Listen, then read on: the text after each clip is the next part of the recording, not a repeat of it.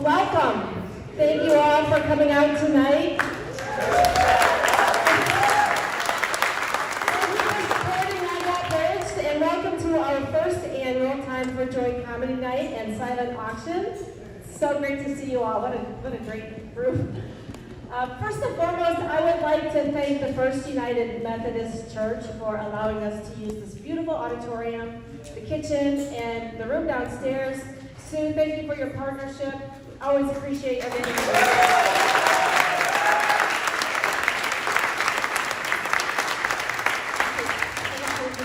My name is Joyce Bourne, and I work for Freddie. I'm just kidding. I sit on the board at I Got Bridged, and I do a lot of the volunteer work. I'd also like to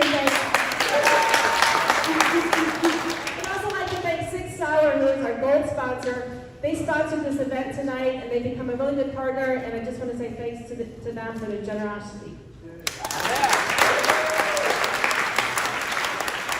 Some of you in this room have received care packages that I Got Bridge puts together and Freddie hand delivers. And in those care packages are some specialty items that were donated by Greg DeBella from Harvey Woods. So a big shout out to Greg for those generous donations.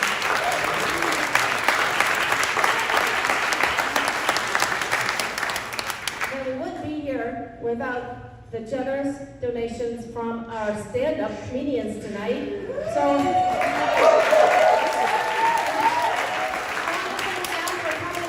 Donating their time and their talents to perform for you tonight, as well as DJ Scooch.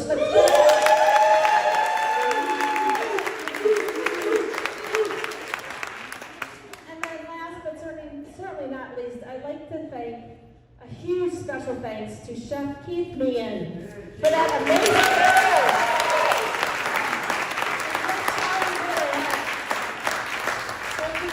generosity and always donating your time and your talent to support I Got Bridged.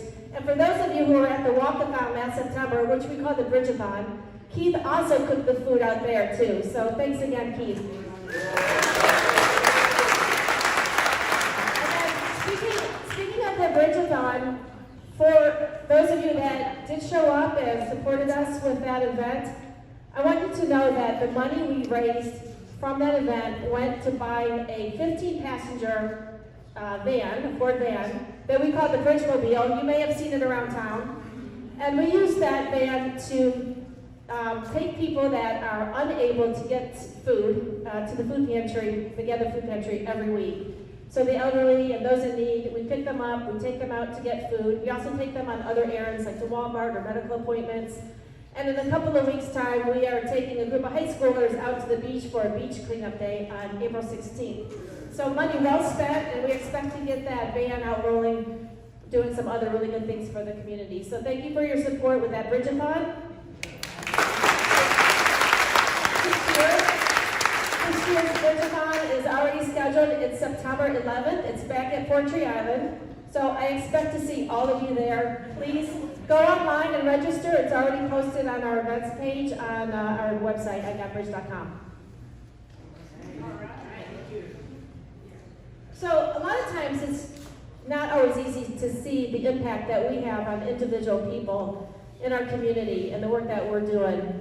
And one of the things that I do with I Got Bridge is the computer work, and I check emails. And I received an email a few days ago, just recently, from a woman. And I just want to read this to you tonight because it really underscores the importance of what we're doing with our community and for our community members. Actually, before I read it, so what happened was Freddie was walking around Portsmouth, as he often does, and he went into a wrong store, which he often does. And he started chatting up a woman, which he often does.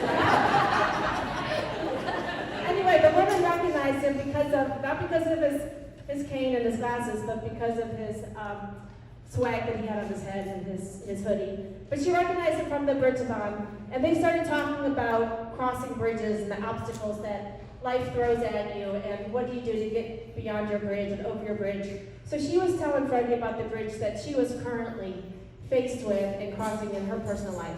So then, a few days later, we get this email. Hello, Freddie. I wanted to reach out again because I believe that God works in mysterious ways. I truly believe that you showing up in my store last Monday was his doing. As I mentioned, my daughter struggles with mental illness every day.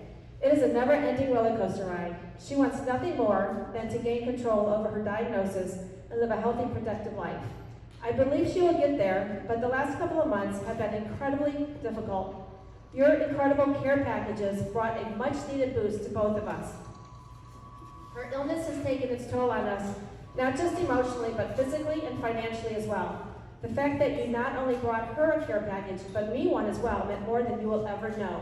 Caregivers are often forgotten, and I really needed this act of kindness right now. I also wanted to let you know that we reached out to Peer Connections. Thank you for that introduction. The work that you and the team at I Got Bridge does is so incredibly important. I would love to volunteer for your organization, so let me know how I can help. Thank you again for being my angel on earth last week. Your visit changed my path for the better in so many ways.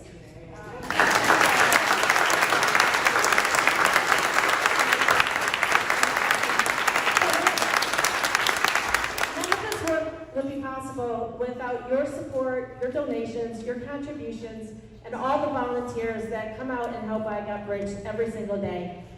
So there is one thing that you can all do. You can donate to I Got Bridge that won't cost you a penny. I Got Bridge is finally registered with Amazon Smile. So if you shop on Amazon, please just go out to Amazon Smile, select I Got Bridge as your charity of choice. If you need help figuring that out, let me know. I'll be happy to help you. For every $10, if you do shop on Amazon, that is, for every $10 you spend on Amazon, Jeff Bezos will give us a nickel. It doesn't sound like much, but it adds up, and it doesn't cost you a cent. Okay, I'm done. I'm going to turn it over to the funny people now. Please help me welcome, well, he's not technically a comedian, but he is super funny. Please help me welcome the founder of I Got Bridge, Freddie Patron.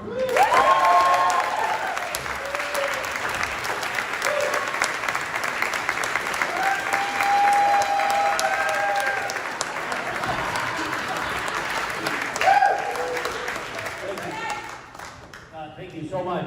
Thank you, Joy. Wow. Thank you so much, Joy. As far as she is a driving force behind I Got Bridge. She does so much for I Got Bridge that we could not appreciate her enough. So thank you so much. Thank you.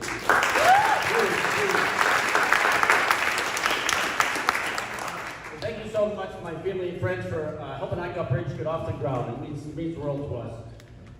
And just everyone being here tonight is huge. That just being here tonight helps others. It really does. You don't understand how much it helps others. It really does. First and foremost, I want to know who the heck decided to have a stand-up comedy show in a church during Lent. Well, don't look at me.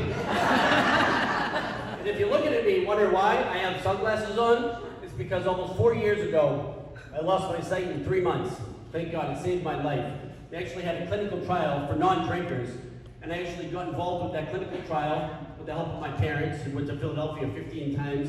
And by the time that clinical trial failed, I ended up getting hooked on my program of recovery, and it saved my life.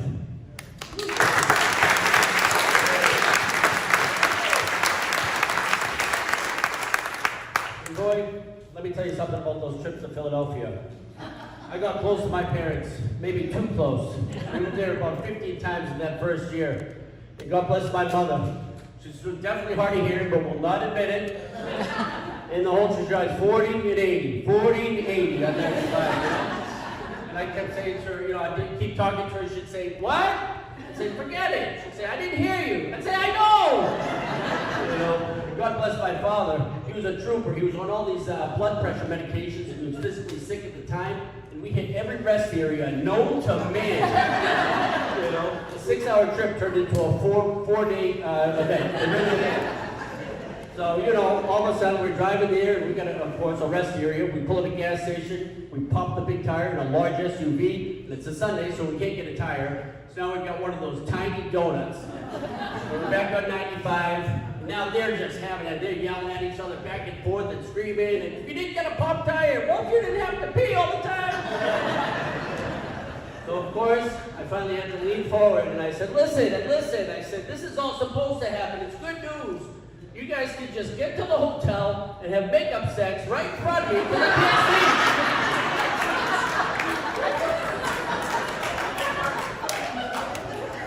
So of course my father turns around and he says, "What is wrong with you?" I said, "How much time you got?" So of course I waited for the dust to settle, and I leaned forward and I said, "Just remember, I'm not deaf."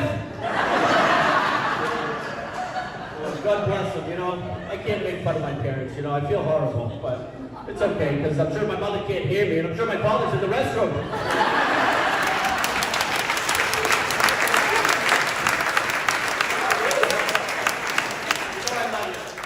You gotta be careful, she'll come up here and slap me.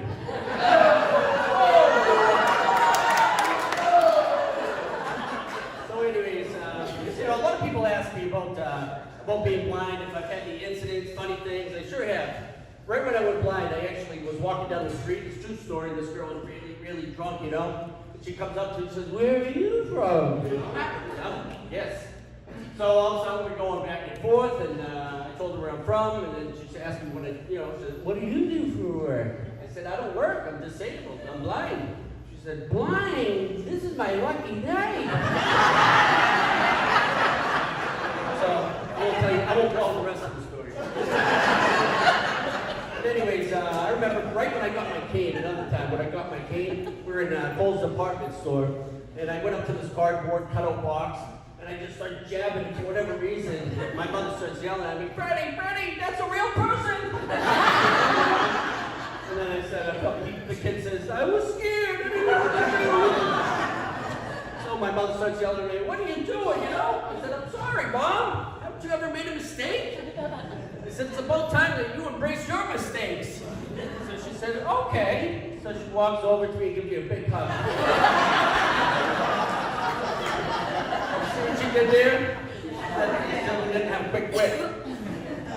Anyways, this is also another true story. When I was walking up to trying to promote the show about a month ago, I ran up to this guy and I was explaining to him, giving him my best elevator pitch I could, the venue and Chef Keith and everything, and he let me go on and on. And finally he interrupted me and he said, "Freddie, it's John. I'm a comedian in your show."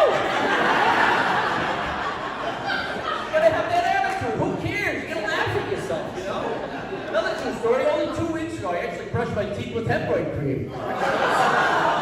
And you know what? Who cares? Just don't ask me what I did with the toothpaste.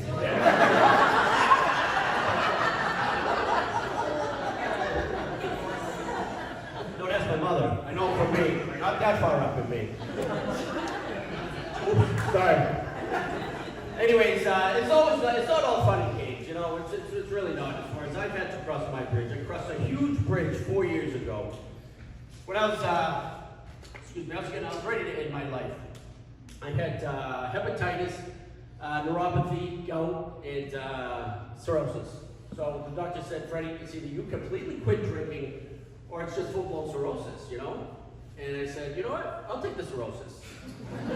So, and I told him, I said, "As long as I can drink. If I can drink tonight, I'm fine."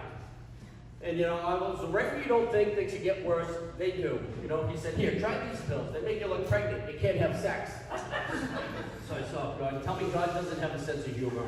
Right when I get home, every other commercial is an erectile dysfunction. True story. All of a sudden it says, "Please call the number below." I said, "I can't read it." So off to blind school I went. I get to blind school, and I thought my life was over. And I was angry, real angry. So every morning I'd wake up, I was going to start walking, I didn't know what to do. And about 2 weeks later, God finally did for me what I could not do for myself. He said, "Freddie, you can visit the Poor Me house, but you can't move in." So I jumped up, I started walking, and I started walking about 23 miles a day. And then I lost about 55 pounds. I got back to Portsmouth. And I was psyched. I was going to hit the ground running. I was still angry. And I ran into my mentor, Dennis, my spiritual advisor, Nancy. And she gave me all this Bible homework. And I remember reading Romans 12:2, the renewal of the transformation of my mind. And I still didn't know what that was.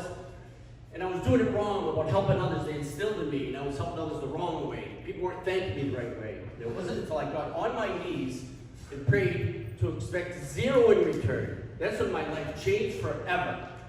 And after I got on my knees and prayed for that, shortly thereafter, my friend Shannon came to visit. We were on the Memorial Bridge, and I said, what do you think of this idea? What do you think about not only is this a physical barrier, but a metaphor for life, how to get to the other side? And she said, I love it. She said, how are we going to do it? I said, I have no idea.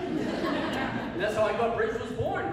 And then Joyce came along, and we ended up nicknaming her Joy, and then we said to Joy, hey, what do you do when you cross your bridge? What do you do when you get unstuck and you get to the other side? She said, well, I guess it's my time for joy. And I said, that's it. It's not just your time for joy. It's everybody's time for joy. It's the whole world's time for joy. And so after that, I said to myself, you know what I love? The acronym for joy. Jesus, others, you. And if I don't put God first, I go sideways. I remember when we first started shoveling for the elderly, I was going crazy. It was about a year and a half ago, and I was helping others, and people were calling me, Freddie, what are you doing? I said, be quiet, I'm helping others! You know? I didn't put God first. And as a matter of fact, the first person to help me start shoveling, Jim, who's a great friend of mine, who's out here somewhere. We went over to this lady's house, and we started shoveling. And we're not thinking of ourselves. We're laughing our butts off, you know? And all of a sudden, Jim starts yelling at me. He says, Freddie, you're throwing snow right in my face. I said, I'm sorry, I can't see you, you know? He said, come on, here I am. I'm a hemiplegic trying to help you out. I said, a hemi what? He said, a hemiplegic. It's when only half your body works. I said, half your body? No wonder why we're shoveling around in circles. True story. Then he ends up saying to me, he says, I know you can see shapes and shadows. He said, since you met me, haven't you noticed that I walk like this? I said, yeah, I was actually jealous. I figured you just carried around some monster third leg. You know? But, Jen, you know I love you. Anyways, you know, I love I Got Bridge. I'll close with this. I love everything about I Got Bridge. I mean, the hashtags say it all to me. Be kind, help others, and pray. I mean, I start my day with prayer, and I end it with prayer. And I remember I worked with a lot of newcomers in my program of recovery. And I remember a newcomer about a year ago kept yelling at me, why do I have to pray? Why do I have to pray? You know, all you do is tell me to pray, Freddie. I said, because you're homeless and you eat out of a dumpster. That's why. You know? Anyways, I'll close with three things, please, if you can remember. Don't take yourself too seriously. Life is short, it's meant to be enjoyed. And don't tell people your problems. 90% of the people don't care. The other 10% are glad you have them.